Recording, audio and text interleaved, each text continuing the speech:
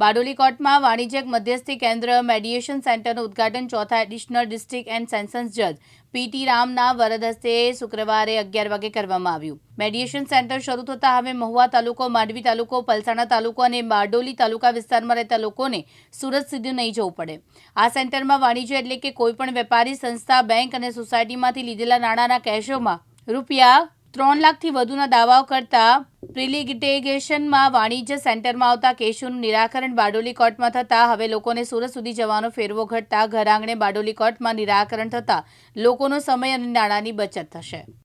Bardoli court ખાતે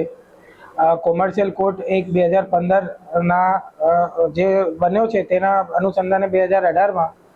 જે amendment આવ્યું છે તેના કારણે કલમ 12 મુજબ મીડિયેશન કોઈપણ પક્ષને કોમર્શિયલ સૂટ દાખલ કરતા પહેલાં મીડિયેશનમાં આવવું જરૂરી છે અને તે મીડિયેશન સેન્ટર પહેલાં આપણે સુરત ખાતે હતું, જે આજરોજ બારડોલી મુકામે વકીલશ્રીઓની લાગણીને માન આપીને માનનીય પીડીજે સાહેબ શ્રી દ્વારા તાત્કાલિક ધોરણે શરૂ કરવાનું કહેતા આજરોજ બારડોલી કોર્ટ મુકામે કોમર્શિયલ કોર્ટનું મીડિયેશન સેન્ટર ચાલુ કરવામાં આવેલું છે અને બારડોલી કોર્ટ ખાતે આપણા પાસે 6 નામદાર હાઈકોર્ટ દ્વારા ટ્રેન મીડિયેટરોની પેનલ પણ છે, જેથી હવે કોમર્શિયલ કોર્ટના જે લિટિગન્ટ છે તેને સુરત સુધી જવું નહીં પડે અને તે બારડોલી કોર્ટ સુધી આવી અને તેમના જે ડિસ્પ્યુટ છે તેનું સુખદ અને જલ્દી નિરાકરણ થાય તેની ભાવનાથી આ મીડિયેશન સેન્ટર આજરોજ વકીલશ્રીઓ માટે, પક્ષકારો માટે ખુલ્લું મૂકવામાં આવેલું છે। આમાં ઘણા બધા ફાયદા રહેશે, કારણ કે આ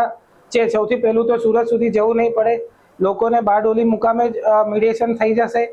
અને વધુ કે દાવો દાખલ કરતા પહેલાં જ આમાં સમાધાનની જોગવાઈ છે, એટલે જે દાવાની લાંબી પ્રક્રિયા છે